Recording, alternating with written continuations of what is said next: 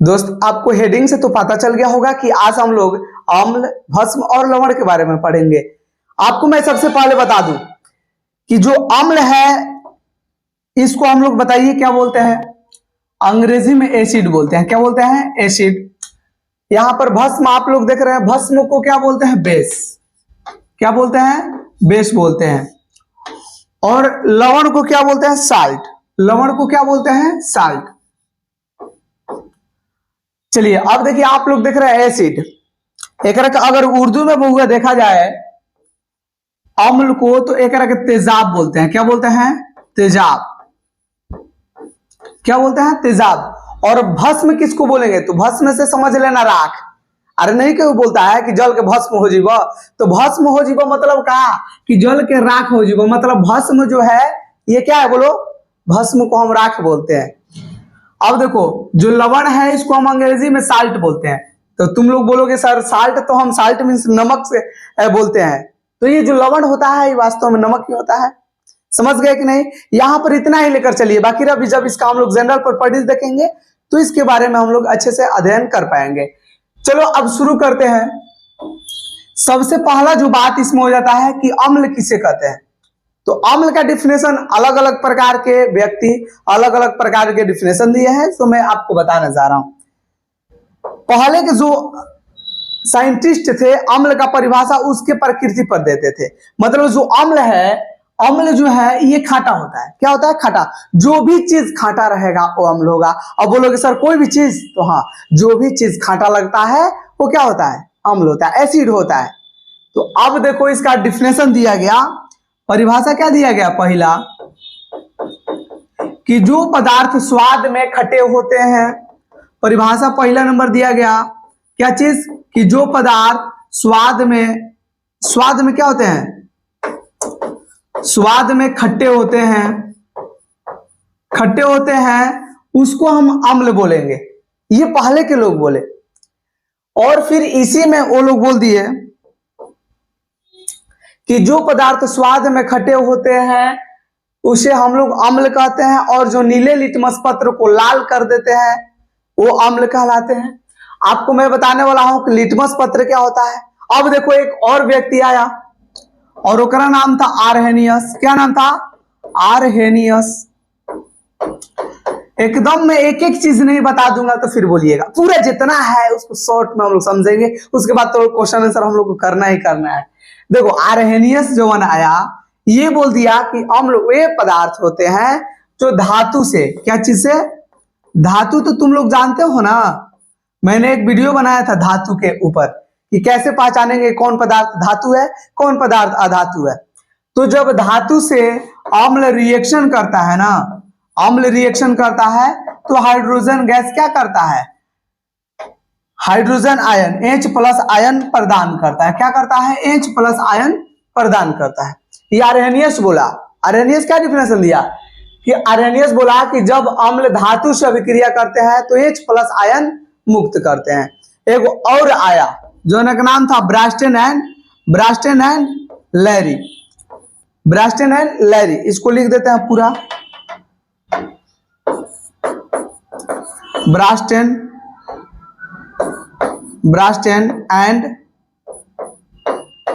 And Larry, ये दो आया।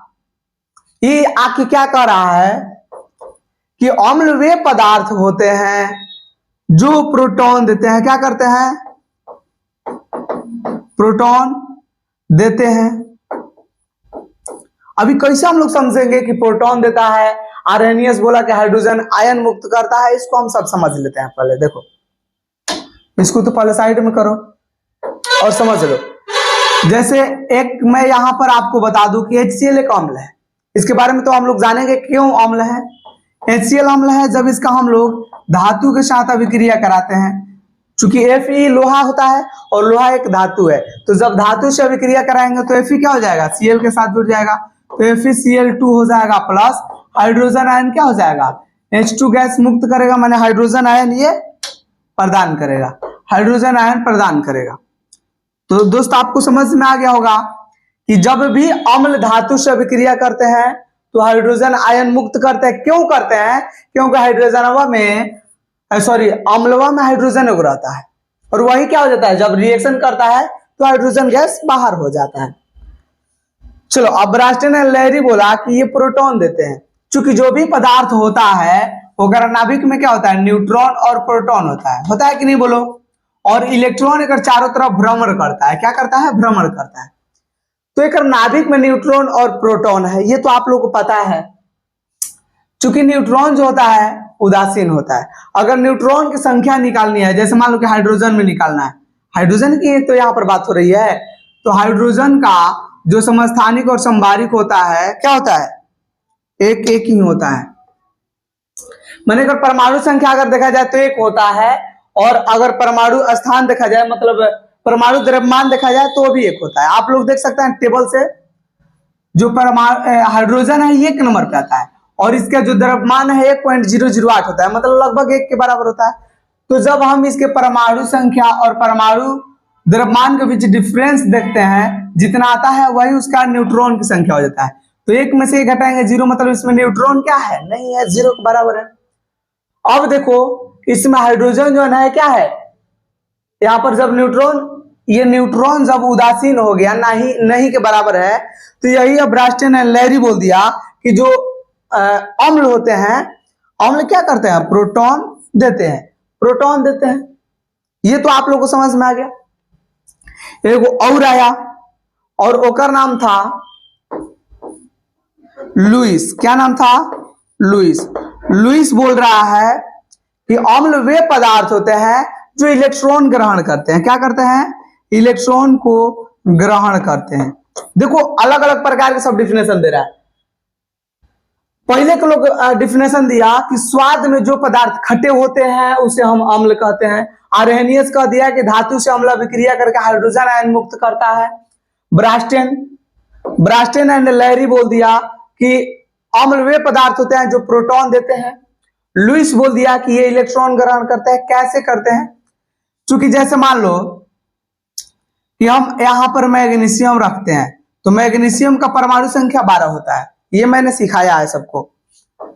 पहलका कक्षा में 2 रहता है, दूसरका में 8 गो, तो 2 8 10 हो गया। तीसरका कक्षा में कितना रहता है, 2 इलेक्ट्रॉन। जितना बाह्यतम कक्षा में इलेक्ट्रॉन रहेगा, जब 1 2 3 है तो वही इसका क्या हो जाता है, वैलेंसी हो जाता है। और जब वैलेंसी होगा तो मैग्नीशियम पर कितना रहेगा इलेक्ट्रॉन, 2 गो इलेक्ट्रॉन रहेगा। कितना रहेगा, 2 गो। और ये दोनों इलेक्ट्रॉन को त्यागेगा, और त्याग करके क्या करेगा, अपना अष्टक पूरा करेगा। मैंने इलेक्ट्रॉनिक विन्यास में सिखाया है, इसी कारण मैं बोल रहा हूं कि आप लगातार मुझसे जुड़िए ताकि आप सब चीज समझ पाए। मैग्नीशियम जो होता है 2 गो इलेक्ट्रॉन त्यागेगा, तो ये जब मैग्नीशियम एक धातु है, क्योंकि लास्ट में यम लगा है, और इलेक्ट्रॉनिक विन्यास से भी पता चल रहा है कि जब 1 2 3 लास्ट में आता है तो धातु ही होता है। तो आप बताओ कि मैग्नीशियम 2 गो इलेक्ट्रॉन जब त्यागेगा तो ये ग्रहण तो कोई करेगा ना, तो जो रिएक्शन इससे करता है, तो जैसे मान लो कि मैग्नीशियम एक धातु है, इसका अम्ल से रिएक्शन करवा देंगे तो ये 2 गो इलेक्ट्रॉन को क्या करेगा, हाइड्रोजन ग्रहण करेगा। तो यही बोल रहा है कि लुईस बोल रहा है कि इलेक्ट्रॉन ये क्या करता है, अम्ल ग्रहण करता है। समझ गए कि नहीं, ये सब बात एक ही है। इसको कैसे हम लोग समझे, देखो इसको कैसे हम लोग समझेंगे। जैसे मान लो कि एक यहाँ पर लड़का है और यहाँ पर एक लड़की है, ये दोनों के यही लगन में शादी हो रहा है।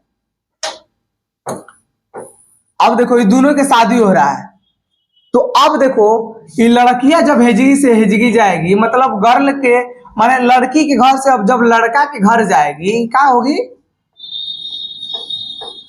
लड़का के घर से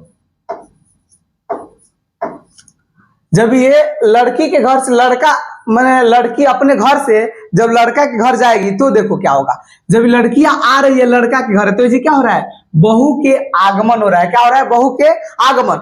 ये लड़की है, जब हेजगी से हम लोग देखेंगे तो यहाँ से जो लड़की के घर वाले होंगे तो ये क्या बोलेंगे कि लड़की का यहाँ से विदाई हो रहा है। तो यहाँ पर देखो बहू का आगमन, और यहाँ पर क्या हो रहा है, लड़की का विदाई। तो यहाँ पर विदाई, देखो यहाँ से विदाई, और यहाँ पर क्या हो रहा है, यहाँ से विदाई। और अगर बॉय के घर से देखा जाए, मतलब जो लड़का है उसके घर देखा जाए, तो वहां पर बहू का आगमन हो रहा है। तो लड़की का विदाई और बहू का आगमन, बात क्या है, एक ही है। तो ये जितना है मिला जुला सब क्या है, एक ही सब बात कर रहा है। सब क्या कर रहा है, एक ही पर है। और ये क्या कर रहा है कि ये एक पर है, मतलब ये हाइड्रोजन आयन मुक्त करता है। सब एक ही बात कर रहा है। तो अब आप लोग याद करेंगे कि अम्ल वे पदार्थ होते हैं जो स्वाद में खट्टे होते हैं। अरेनियस का कह दिया कि धातु अम्ल से अभिक्रिया करके हाइड्रोजन आयन मुक्त करता है। ब्रास्टन ने लहरी बोल दिया कि ये प्रोटॉन देते हैं। लुईस कह दिया कि ये इलेक्ट्रॉन ग्रहण करते हैं। और इसको आप स्क्रीनशॉट ले लीजिए और इसके बारे में अब हम लोग जानेंगे।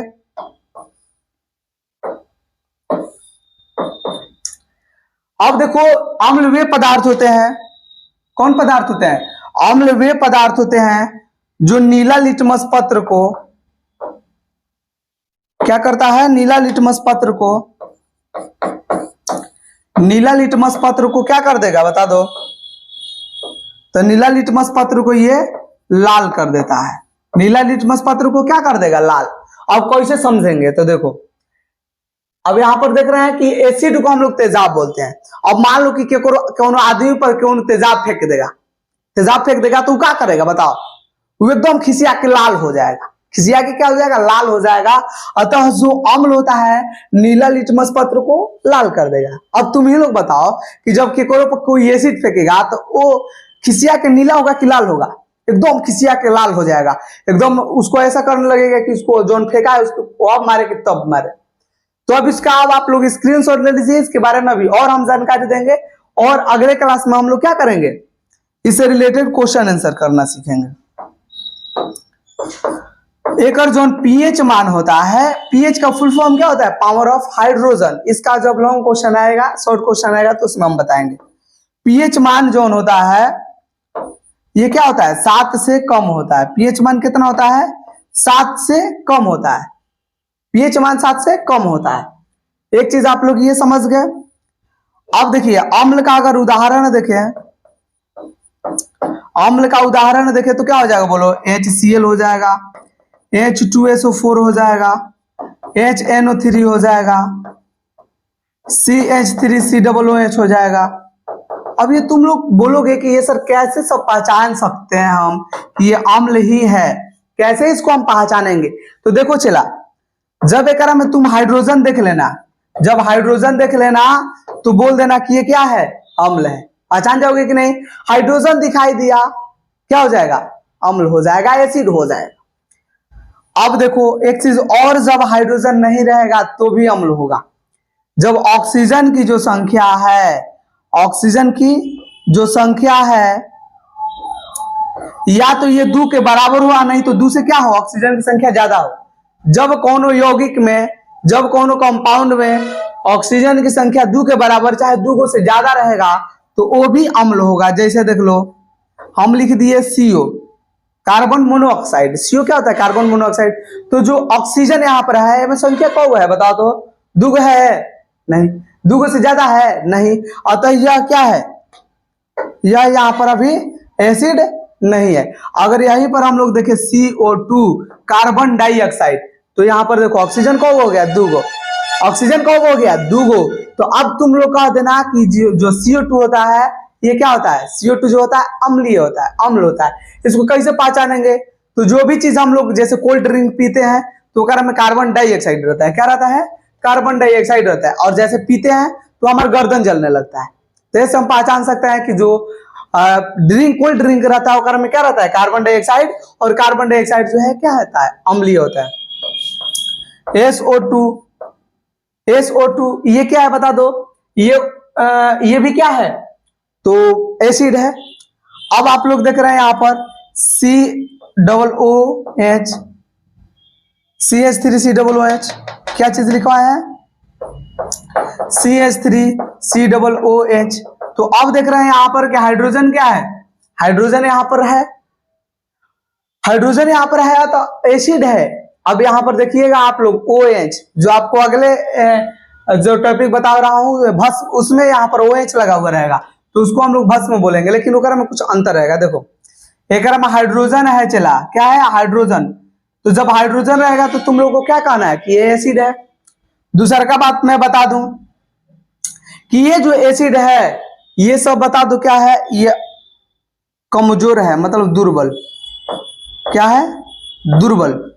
हम दुर्बल कैसे पहचानेंगे? तो एक में कार्बन आ जाएगा। क्या आ जाएगा? कार्बन। कार्बन आ जाएगा। क्या जाएगा? कार्बन। जब कार्बन आ जाएगा तो ये दुर्बल कर देता है, इसको क्या कर देता है? दुर्बल। कैसे इसको पहचानोगे? जैसे देखो कहीं हम लोग मान लो बिजली का तार और लगाए रहते हैं, तो कोई बोलता है कि तार में लग रहा है कार्बन पकड़ लिया है, मतलब ज्यादा बढ़िया से बिजली सप्लाई नहीं होता है, तो माने दुर्बल उसमें बिजली का सप्लाई होता है। तो यही यहाँ पर समझ लो दुर्बल कब होगा, जब एक में कार्बन आ जाएगा, जब कार्बन आ जाएगा तो ये दुर्बल होगा।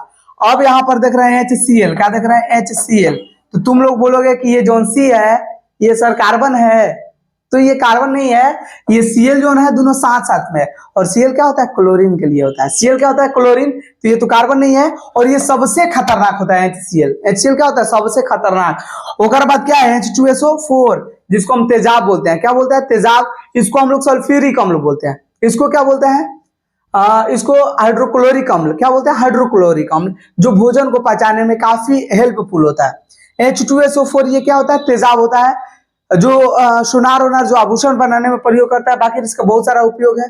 फिल्म वोलम में आप लोग देखते हैं बल्ब में भर के एसिड फेंक देता है, तो यही H2SO4 होता है, सांद्र सल्फ्यूरिक अम्ल होता है। बैटरी में जो आप लोग डालते हैं, बैटरी में जो यूज किया जाता है वो तनु सल्फ्यूरिक अम्ल होता है, तनु H2SO4। तो ये आप लोग समझ गए होंगे कि जो प्रबल होता है ओकर में कहीं कार्बन नहीं होता है। HNO3 ये क्या है प्रबल अम्ल है, दुर्बल अम्ल में क्या हो जाएगा CO2 CH3COOH, ये सब चीज दुर्बल अम्ल में हो जाएगा। तो चलिए इसमें इतना ही हम लोग रहने देते हैं। अब हम लोग क्या पढ़ेंगे भस्म के बारे में, इसको आप लोग नोट कर लो, स्क्रीनशॉट ले लो,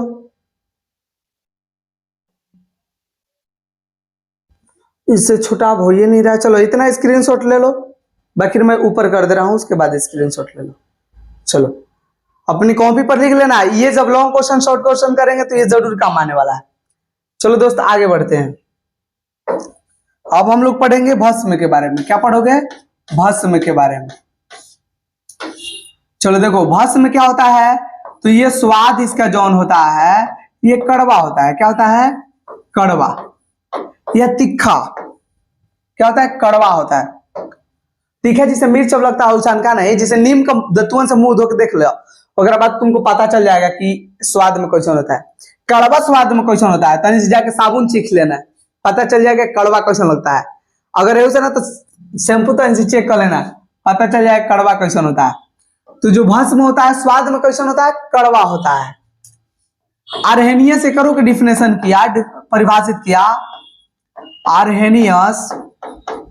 आर्हेनियस कह दिया कि भस्म वे पदार्थ होते हैं जो जल में घुलकर OH आयन मुक्त करते हैं। OH आयन क्या होते हैं OH आयन मुक्त करते हैं। जैसे मान लो कि एगो हम भस्म लिख देते हैं KOH, जब ये जल में इसको घोला जाएगा तो ये क्या हो जाएगा, ये हाइड्रोजन आयन मुक्त करेगा, OH आयन मुक्त करेगा। क्या आप लोग समझ गए। एगो और हम लोग लिखते हैं NaOH सोडियम हाइड्रोक्साइड, जब इसको जल में घोलेंगे तो बता दो क्या हो जाएगा, इसमें भी क्या होगा OH आयन मुक्त होगा, माने OH आयन देगा। तो आर्हेनियस बोला कि भस्म वे पदार्थ होते हैं जो जल में घुल के क्या करते हैं OH आयन क्या करते हैं देते हैं, प्रदान करते हैं। जो चला अगर pH मान होता है ये 7 से क्या होता है अधिक, pH मान जो होता है ये 7 से अधिक होता है, 7 से ज्यादा। और pH मान किसके किसके बीच तक होता है, तो 0 से लेकर के 14 के बीच में। और जब हम लोग pH सीखेंगे तो उसमें ये हम लोग को सीखना है कि 0 से 14 तक जो होता है ये pH मान होता है।